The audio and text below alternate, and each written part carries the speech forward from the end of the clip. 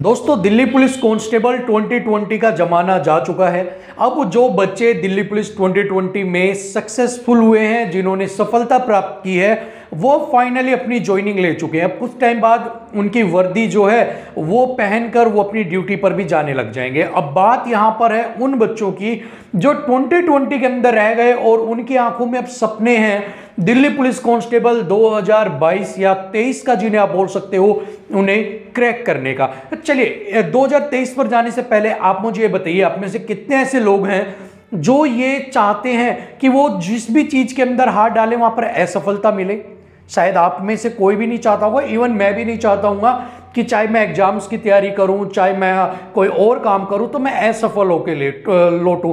मेरी भी, आपकी भी, सबकी यही मनसा होती है हम जो भी काम करें वहां पर सफल होके आए। फिर भी मन में कहीं ना कहीं सवाल जरूर पिंच करता होगा कि यार मेरे अंदर क्या कमी है कि मैं क्यों रह गया।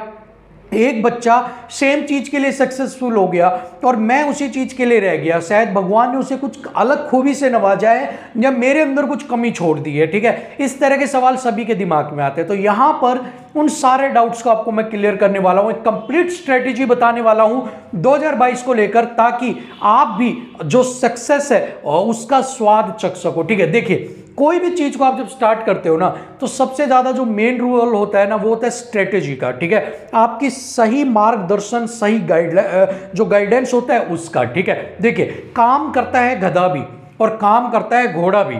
ठीक है, दोनों में कोई फर्क नहीं है, दोनों सब वही, वो भी चलता है, वो भी चलता है, वो सामान उठाता है, वो सवारी भी उठाता है, लेकिन एक करोड़ों में बिकता है, एक लात खाता है। फर्क क्या है? स्मार्ट वर्क का। ठीक है, तो जो स्मार्ट वर्क करता है उसकी वैल्यू हमेशा होती है, और जो सिर्फ मेहनत मेहनत करता रहता है, ये नहीं देखता कि भाई मुझे उस मेहनत का कोई फायदा भी है।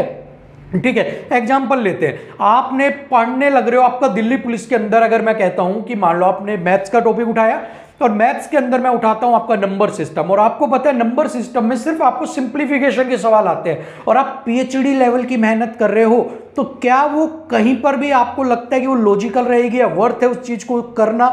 कहीं भी नहीं है। ठीक है, और वहीं पर एक बच्चे ने, जिसको पता है कि सिर्फ सिंप्लीफिकेशन आता है, उसने सिंप्लीफिकेशन को अपना बहुत अच्छा कर लिया और उसकी बजाय दूसरे टॉपिक को भी उसने टाइम देना स्टार्ट कर दिया, जबकि आप पीएचडी लेवल तक सिंप्लीफिकेशन या नंबर सिस्टम को करने लग रहे हो। सो यहां पर यह डिफरेंस क्रिएट करता है कि जो आप पढ़ रहे हो या जिसकी आप तैयारी कर रहे हो, क्या वो एग्जाम से रेलिवेंट है या नहीं है। अगर वो रेलिवेंट है तो बहुत अच्छा आपको सक्सेस मिलेगी, और अगर आप इररेलिवेंट कुछ कर रहे हो, अपने टाइम को वेस्ट कर रहे हो, तो सब कुछ करने के बाद भी जो फाइनल आउटपुट आएगी वो सिर्फ ये आएगी, हाय मैं रह गया, बस। ठीक है, सो अभी आपको सभी चीजें पता है, क्योंकि अभी अभी आप एग्जाम से निकल कर आए हो। ठीक है, जिन भी बच्चों ने एग्जाम दिया है, फिर भी मैं यहां पर आपको बता देता हूं कि आपकी जो ये 2022-23 वाली वैकेंसी है, इसकी जो एडवर्टीजमेंट की जाएगी वो 9 जनवरी से 2023 से स्टार्ट हो जाएगी।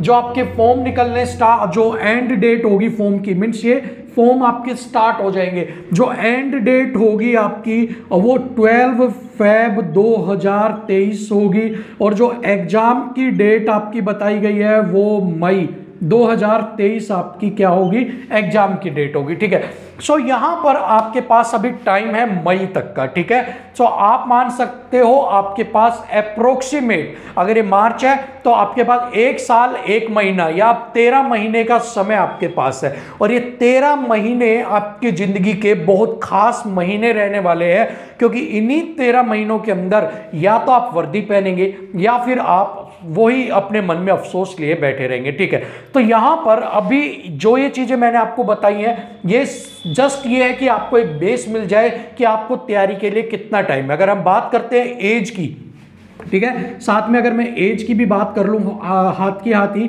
तो अगर मैं जनरल और ईडब्ल्यूएस की अगर बात करता हूं तो 25 आपकी मैक्सिमम है, 18 मिनिमम है। इसके बाद अगर मैं ओबीसी की बात करता हूं तो 28 है, एससी एंड एसटी की बात करता हूं तो 30 ईयर्स आपकी एज है, और जो मिनिमम एज है वो 18 साल ही रहेगी। ठीक है, अगर मैं एग्जाम पैटर्न की बात करता हूं तो यहां पर आपसे 4 सब्जेक्ट पूछे जाते हैं, जिसके अंदर मैथ, रीजनिंग, जीके और करंट अफेयर और कंप्यूटर, ये यहां पर आपसे पूछा जाता है। 100 नंबर का आपका एग्जाम होता है, 90 मिनट के अंदर आपको करना होता है। 1/4 की आपकी नेगेटिव मार्किंग होती है।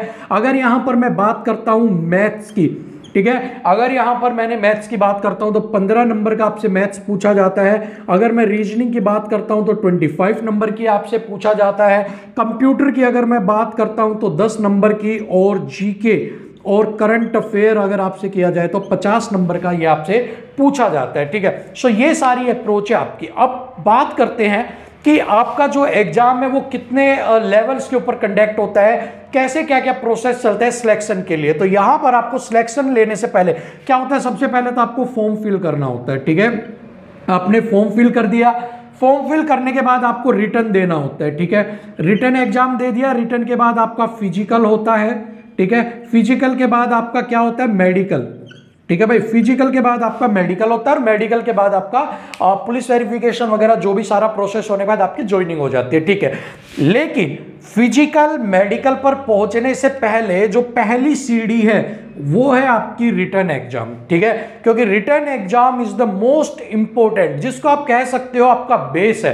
क्योंकि जिस भी बच्चे ने अगर यहां पर ढिलाई छोड़ दी तो वो आगे जाकर भी कुछ भी नहीं कर पाएगा, ठीक है भाई। चलिए अब मैं आपको अगर जो अपन बात करने वाले हैं वो सारी की सारी स्ट्रेटेजी करने वाले हैं रिटर्न के ऊपर, ठीक है। रिटर्न एग्जाम के ऊपर सारी बात करेंगे, क्योंकि बेस यही है, अगर आप यहां पर बाहर हो गए तो आप बाहर है। यहां पर आपके जो नंबर हैं अगर वो कट ऑफ से मान लो एक आधा नंबर ऊपर है, और जो फाइनल कट ऑफ जाएगी वो अगर हाई चली जाती है तो भाई उसके बाद भी वो सब कुछ बेकार है। तो इसलिए आपको ये रिटर्न को बहुत मजबूत करने की जरूरत है, जिससे कि आपको ना नॉर्मलाइजेशन की जरूरत पड़े, ना ही आपको किसी और चीज की जरूरत पड़े। आप अपने फिजिकल के बाद भी जो कट ऑफ आती है उसको भी क्वालिफाई कर ले, और रिटर्न की जो कट ऑफ है उसको भी क्वालिफाई कर ले।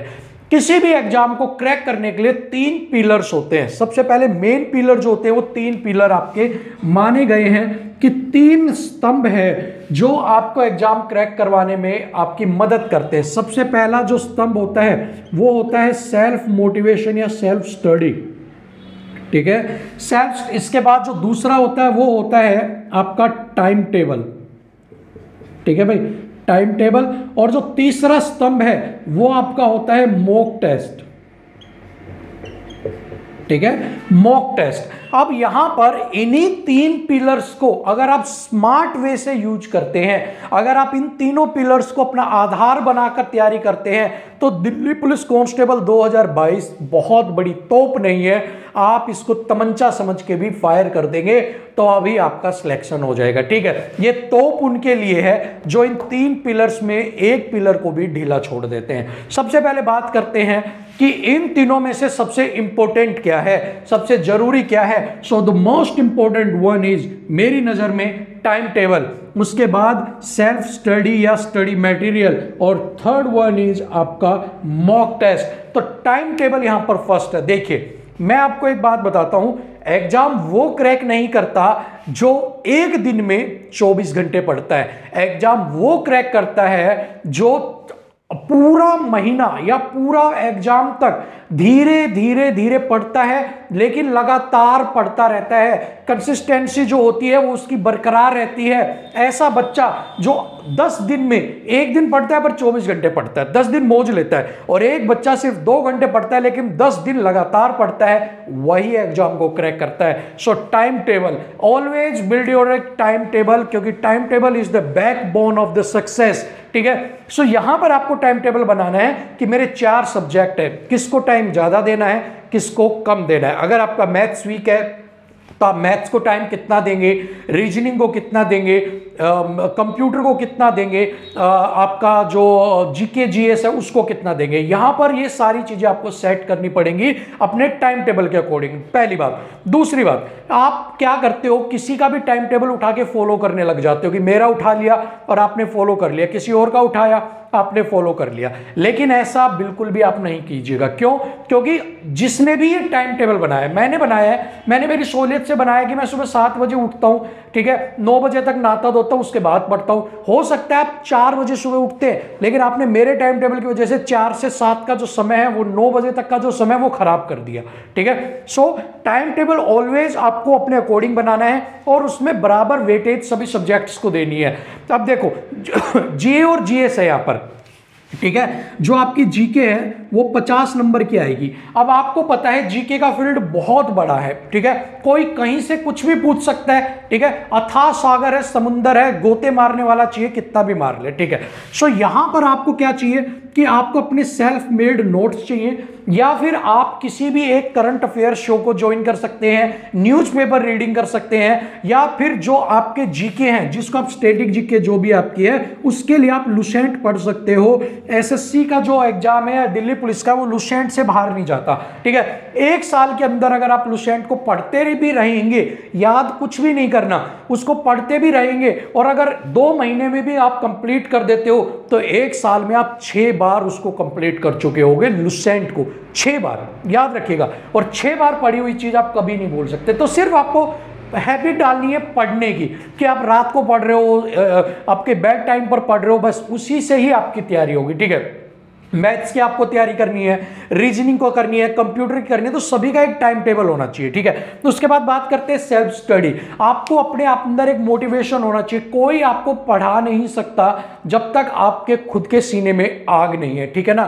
तो वही वाली बात है कि जब तक पुष्पा खुद नहीं बोलेगा कि मैं झुकूंगा नहीं, तब तक उसे कोई नहीं झुका सकता, ठीक है। सो सेम चीज आपको करनी है, अपने notes, proper study material, proper classes, proper time table के साथ आपको उनको मैच करना है, और जब दोनों मैच हो जाएंगे उसके बाद ही सफलता के ताले खुला करते हैं। सेल्फ स्टडी के अंदर आपको क्या करना है? सेल्फ स्टडी के अंदर सबसे पहले आपके पास जितनी भी बुक्स हैं, जितनी भी आपके पास नोट्स हैं, उनको कलेक्ट कर लो, ठीक है। सबसे पहले स्टडी मटेरियल जुटाया जाता है, और उसके बाद आपका जो है आपकी जो स्टडी है वो स्टार्ट की जाती है। तो जितनी भी बुक्स है आपके पास इकट्ठी कर लो एक जगह। अब उसके बाद आपके पास सबसे मेन चीज जो होनी चाहिए वो होनी चाहिए सिलेबस, ठीक है। सिलेबस आपके पास होना चाहिए, इन तीनों का आधार सिलेबस है। अब आपको क्या करना है, रीजनिंग का देखना है क्या क्या सिलेबस आपके पास आता है। सिलेबस को अगर आपको और अच्छे से देखना है तो आपके पास प्रीवियस ईयर पेपर होना चाहिए, और उन प्रीवियस ईयर पेपर जो है उनसे आपको पता होना चाहिए कि क्या कुछ करना है, क्या कुछ आता है, क्या कुछ आपसे पूछा जाता है, और उसके बेस पर आपको अपने जो स्टडी मटेरियल्स हैं उनसे आपको वही चीजें पिक करनी है और उनकी तैयारी करनी है, ठीक है। तो टाइम टेबल हो गया, आपका स्टडी मटेरियल हो गया। मॉक टेस्ट आपको क्या होंगे, जब आप अपनी तैयारी को आधी कंप्लीट कर लोगे, पहले दिन ही आपको मॉक टेस्ट नहीं लगाना है, आधी आपने जब अपनी तैयारी को आधा सिलेबस कवर कर लिया तब आपको मॉक टेस्ट लगाने स्टार्ट करने हैं, और फिर आपको पता लगेगा क्या आधी तैयारी के लायक आप बने हो, या अभी भी आप 100 में से क्या आप 40-50 नंबर लाने के काबिल हुए हो, या अब भी आप 10 या 5 पर ही घूम रहे हो। और अगर अब भी आप 10 या 5 पर ही घूम रहे हो आधा सिलेबस करके भी, इट मीन्स कि अब आपको चिंता की जरूरत है कि जो आप पढ़ रहे हो वो अब आप गलत वे में पढ़ रहे हो, सही गाइडलाइंस आपको नहीं मिल रही है, ठीक है। अब स्टडी मटेरियल्स क्या क्या हो सकते हैं? जीके के लिए लुसेंट हो सकती है आपको, ठीक है। रीजनिंग आप कहीं से भी कर सकते हैं, रीजनिंग के लिए सारी बुकें अच्छी हैं। मैथ्स आपके पास जो भी बुक अवेलेबल है उसी से कीजिए, ज्यादा खर्चा करने की जरूरत नहीं है, ठीक है। अगर खर्चा करने से ही सक्सेस मिलती तो आज गरीब समोसे वाले का बच्चा, गरीब पपड़ी बेचने वाले का, किसान का बेटा कभी भी आज बड़े बड़े कलेक्टर यूपीएससी क्लियर नहीं करते, क्योंकि उनके पास लिमिटेड रिसोर्सेज है। फिर तो हर एक अमीर का बेटा जो दर्जन रजिस्टर, दर्जन सारे राइटर्स की किताब खरीद लेता, वो सक्सेस पा लेता, ठीक है। सो ऑलवेज जो आपके पास रिसोर्सेज है उन्हीं में ही अपना आप देखो, भागो मत कि कोई आपको क्या बुक सजेस्ट कर रहा है। बुक से कभी भी सिलेक्शन नहीं मिलता, बुक के अंदर क्या लिखा हुआ है उसको यहां डालने से आपको सक्सेस मिलता है। और मेरा मानना है 1000 बुक्स फॉलो करने से अच्छा है एक बुक को फॉलो करो, अच्छे से फॉलो करो और तबाही मचा दो बस, ठीक है। सो आपको यही करना है, उसके बाद आपको ये सारी चीजें देखनी है, ठीक है। तो सारी चीजें यहां पर आपको क्या आपकी स्ट्रेटेजी रहने वाली है, कैसे आपको तैयारी करनी है, वो सारी चीजें मैंने बता दी है, ठीक है। साथ में ही दिल्ली पुलिस के लिए तैयारी हमने भी स्टार्ट करवा रखी है। अगर आप चाहते हो कि भाई देखो मैं आपको समझ सकता हूं कि आप तैयारी कैसे करते हो, ठीक है। बिल्कुल मुझे पता है कि मुझे भी पता है कि मैथ्स में आपको क्या दिक्कत आएगी, रीजनिंग में क्या आएगी, और वही चीजें मैं जो मुझे दिक्कत आती है वही मैं आपको समझाता हूं बिल्कुल आराम से, ठीक है। सो वो चीजें अगर आप चाहते हैं, अगर आप ज्वाइन करना चाहते हैं तो आपको कुछ भी नहीं करना है, ठीक है। आपके पास 9416647379 इसके ऊपर आप मैसेज कर दीजिए कि हमें तैयारी करनी है, हमें क्लास का लिंक दे दीजिए। और ये फ्री ऑफ कॉस्ट है भाई, आपकी फ्री है ये, आपको सब कुछ भी आपको पे वगैरह नहीं करना, बस आपको तैयारी करनी है, ठीक है। सो ये सारी चीजें आपकी स्ट्रेटेजी होनी चाहिए और यही सारी चीजें आपको फॉलो करनी है। और फाइनली जब आप ये सारी चीजें कर लोगे तो आप देखोगे कि 2022 और 23 वाली की जो वर्दी पहनकर आप जरूर इस बैच में निकलोगे, ये मुझे पूरा विश्वास है, अगर आप अपने प्रॉपर गाइडेंस के साथ इन चीज़ों को फॉलो करते हो, ठीक है। सो आज के लिए वीडियो में इतना ही। होप सो आपके डाउट्स जो हैं वो यहाँ पर क्लियर हो गए होंगे। सो अगर आपका फिर भी कोई डाउट है, अगर आपको किसी और चीज़ से रिलेटेड, अगर आप डीप में इसके बारे में जानना चाहते हैं, सो आप मुझे कमेंट कर दीजिएगा, मैं आपको डीप में जरूर बताऊंगा। तब तक के लिए इजाजत दीजिए, नमस्कार।